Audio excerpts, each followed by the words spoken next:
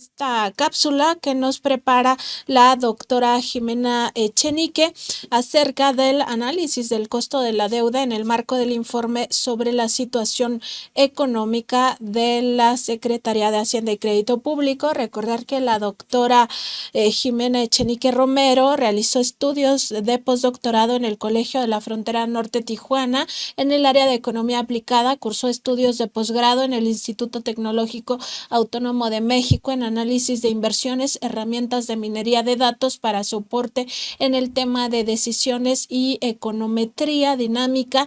También estudió la licenciatura, maestría y doctorado en la Facultad de Economía de la UNAM, de la que es docente y también investigadora, y además se tituló con mención honorífica y fue acreedora a las medallas al mérito universitario Gabino Barreda y Alfonso Caso. Doctora, nos da mucho gusto recibirla esta mañana en Contralínea, pues para hablar de esta situación de la deuda en nuestro país. Buenos días, bienvenida. Muchas gracias, buenos días, Nancy. Un saludo a tu audiencia. Efectivamente, estamos para el día de hoy, corresponde la tercera entrega y con esto cerramos el primer ciclo de pláticas sobre la deuda pública del gobierno federal. Específicamente, el objetivo es analizar los componentes del costo. Ahora vamos a hablar sobre el costo de la deuda interna y externa con la finalidad de conocer si las necesidades de liquidez del gobierno federal se han realizado con las menores externalidades hacia la sociedad mexicana, entendiendo que que la deuda se cubre en parte con recaudación fiscal de los ciudadanos, otra parte con la emisión gubernamental de instrumentos financieros de corto plazo y largo plazo, además de los recursos de los fondos de pensiones, los recursos del gobierno federal derivados de las utilidades de las empresas estatales, también con la privatización de activos y las asignaciones presupuestales para el pago de la deuda. Entonces, entendiendo que hace uso de los recursos no solamente públicos, sino de los ciudadanos, pues consideramos importante saber si tenemos excelentes rendimientos. Entonces, el costo financiero de la deuda pública presupuestaria incluye el costo financiero de la deuda pública del gobierno federal, el de los programas de apoyo a ahorradores y deudores de la banca, así como las empresas productivas del Estado, Pemex y CFE. De acuerdo con las estimaciones del gasto público de la Secretaría de Hacienda y Crédito Público en sus proyecciones de este año, el costo financiero de la deuda pública presupuestaria para 2024 representa el 3.7% del PIB y este costo es principalmente por el pago de intereses. En concordancia con la metodología presentada en las dos cápsulas anteriores, a continuación se analiza el pago de intereses de la deuda pública interna y externa. Como se observa en la imagen 1, el pago de intereses de la deuda interna del gobierno federal es principalmente, bueno, uno de los componentes es la emisión de valores. Otro de los componentes estaría integrado por el fondo de ahorros. Esto es muy importante porque una parte de los fondos acumulados en las cuentas individuales de los trabajadores son utilizados justamente para comprar bonos de la tesorería, certificados de la tesorería e incluso bonos de desarrollo de gobierno. También están las CIEFORES, que son estas sociedades de inversión en fondos para el retiro, y que nuevamente se utilizan los recursos de estos fondos de pensiones para comprar valores o instrumentos financieros. También se utilizan los bonos de pensión de Pemex. Estos bonos son para financiar justamente sus obligaciones de pensiones y prestaciones a sus trabajadores. Lo mismo que CFE, son estos instrumentos que se emiten para solventar estos gastos en la parte terminal de la actividad laboral de un individuo. Entonces, esto conforman los costos de la deuda interna. Ahora bien, ¿cuáles son los costos de la deuda externa? Pues es todo prácticamente intereses. En la imagen 2 observamos que el costo de la deuda externa pues son prácticamente los intereses, hay comisiones, pero no representan el principal rubro del costo. El principal rubro del costo de la deuda son el pago de intereses. Y en el caso de la externa, ya dijimos, es los intereses que prestamos, que damos al mercado de capitales, que otorgamos al mercado de capitales, los que pagamos a los organismos financieros internacionales, los que pagamos a los bancos de comercio exterior, a la banca comercial, y esto que se conoce como productos reestructurados, que es simplemente una deuda. Hemos dicho en otras cápsulas que la deuda se reestructura por plazo, emisión y tasa de interés en caso de ser a renta variable.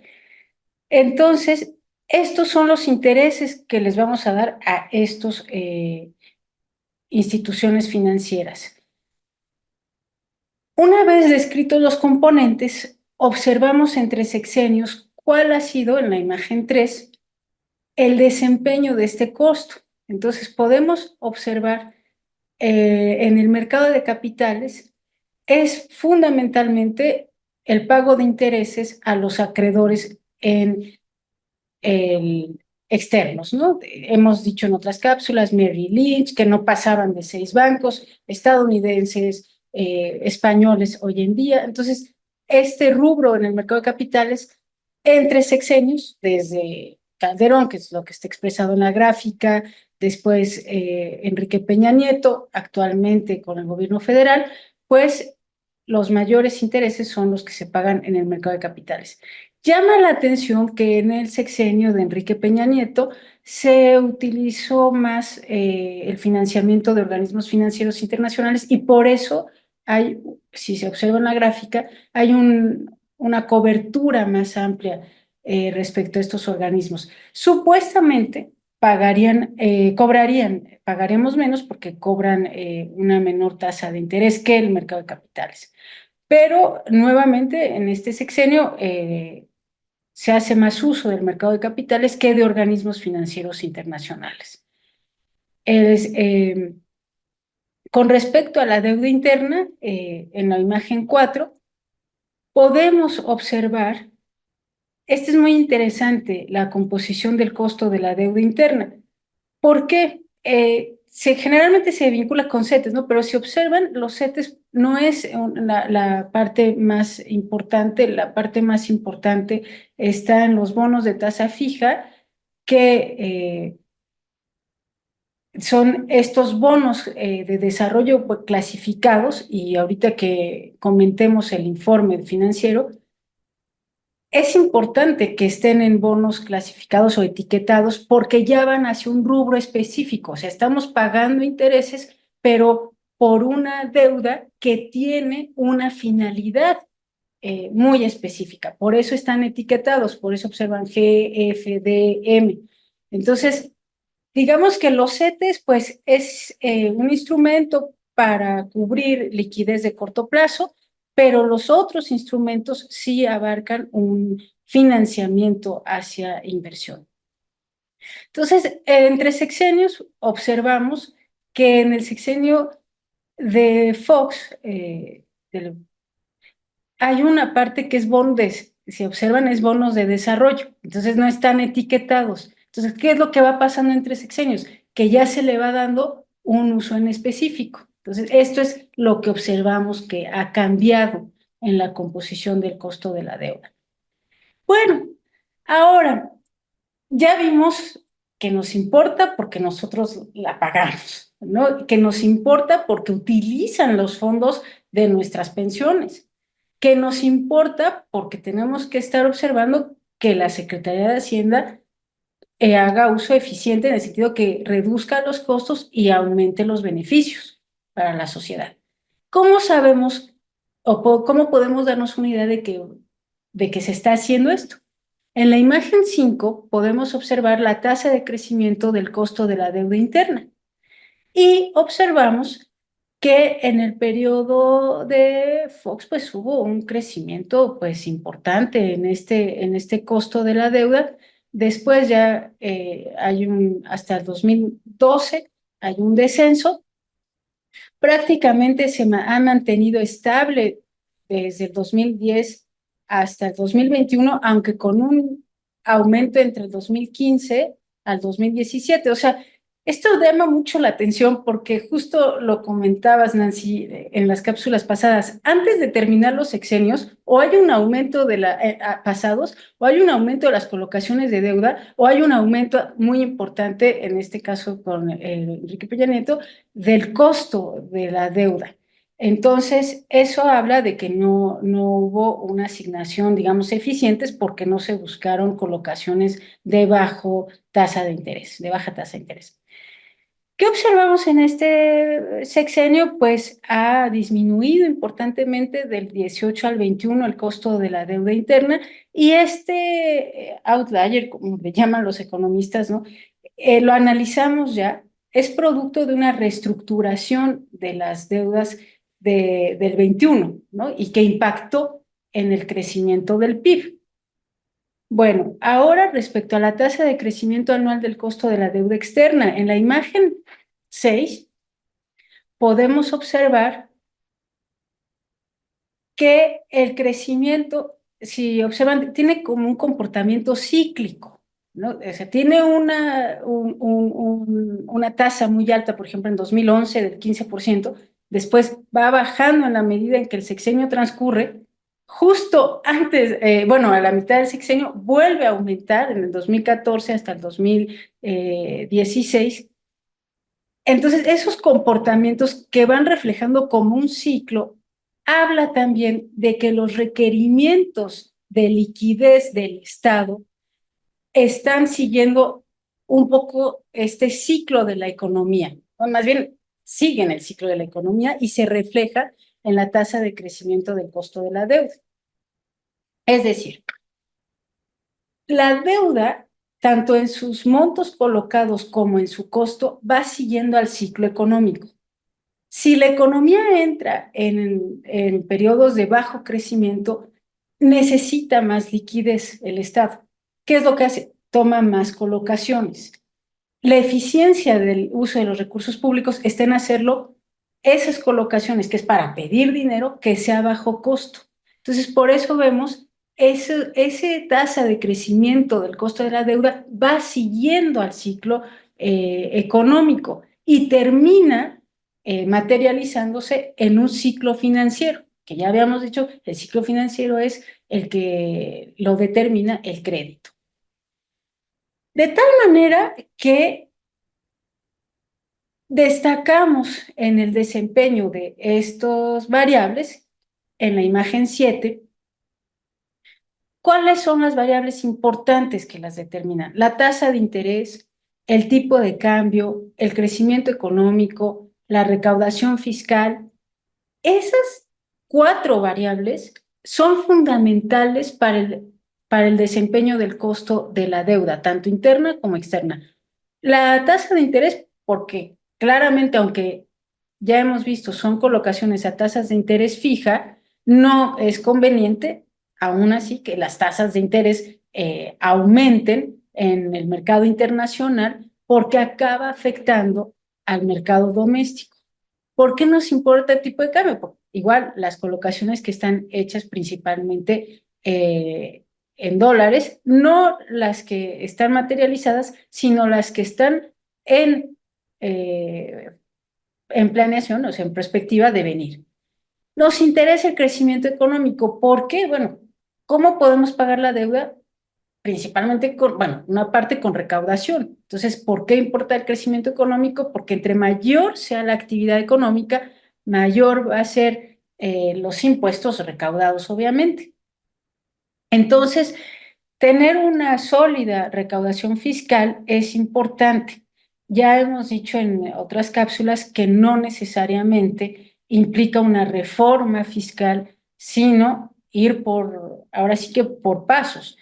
Primero es combatir la evasión fiscal, realmente tener una base de recaudación consolidada y una vez que estos factores están sólidos, tenemos que considerar también la volatilidad que proviene de las condiciones externas. Y justamente aquí es cuando vamos a enlazarnos con el informe sobre la situación económica de la Secretaría de Hacienda, porque justamente comenta que el costo financiero se incrementó en 5% real respecto a los primeros 6 meses del 2023, dado el entorno de condiciones financieras restrictivas y de volatilidad.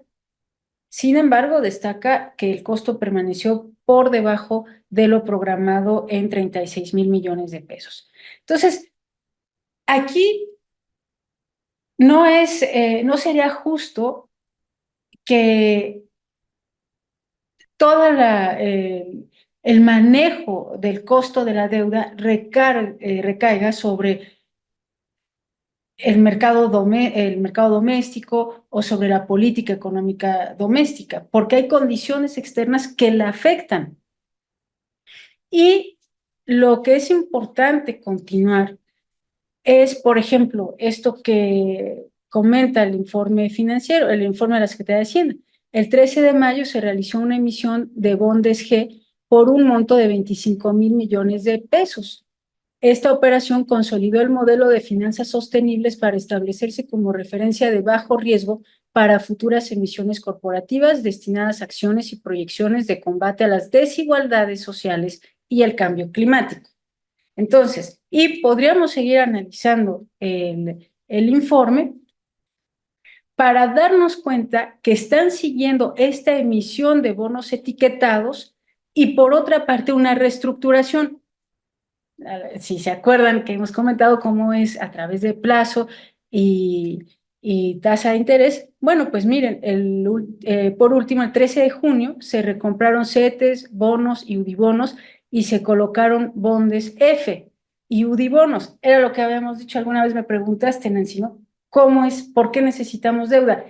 O sigue creciendo. Lo que haces es intercambiar colocaciones, como lo está aquí afirmando la Secretaría de Hacienda. ¿Con qué finalidad? Que los nuevos instrumentos estén aquí a más bajo costo y además puedan amortizarse con mayor rapidez. Por ejemplo, esto que hizo la Secretaría de Hacienda de colocar bondos Fs y UDIbonos y recomprar CETES, le dio un refinanciamiento de 181,754 millones de pesos.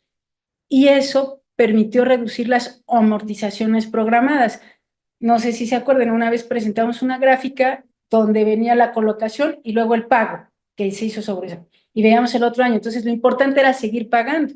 Aquí con esta reestructuración en los instrumentos de recompra y por otros etiquetados y de menor costo, lo que hace justamente es garantizar la sostenibilidad de la deuda.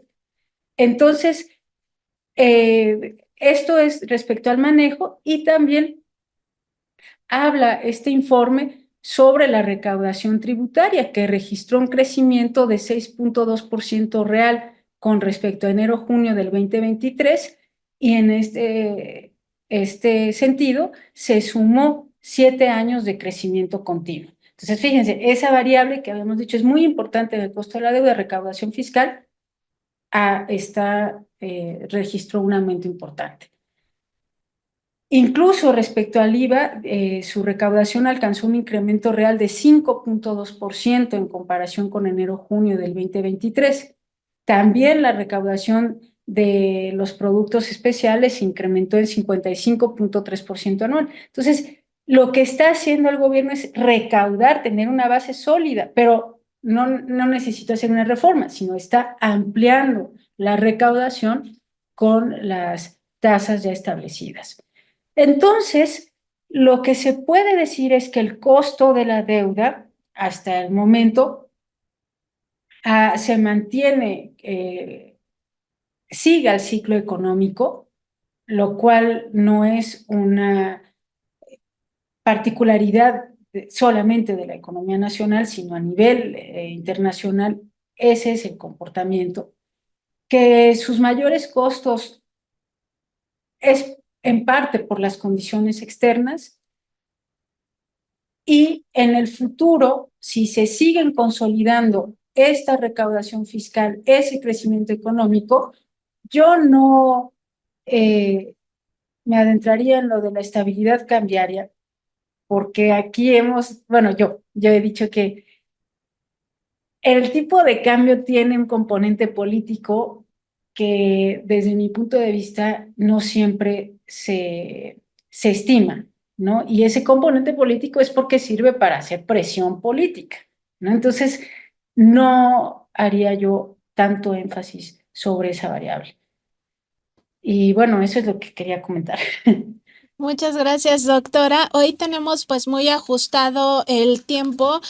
Solo dejo para que la próxima cápsula, antes de comenzarla, podamos hablar de la importancia de que Pemex y CFE pues ahora sí tengan inversión pública y además se les deje ser empresas rentables, a diferencia de lo que pasaba en otros gobiernos con este endeudamiento brutal, que además se decía pues son pidiregas, no tienen nada que ver con la deuda pública, y en realidad sí era deuda pública. Pero lo dejamos para la siguiente colaboración en 15 días, doctora, porque hoy sí tenemos pues muy ajustado el tiempo, pero sí este análisis me parece importante en esta revisión de la deuda. Le agradezco mucho y le deseo que pase una feliz tarde, doctora. Muchas gracias, gracias a todos. Saludos.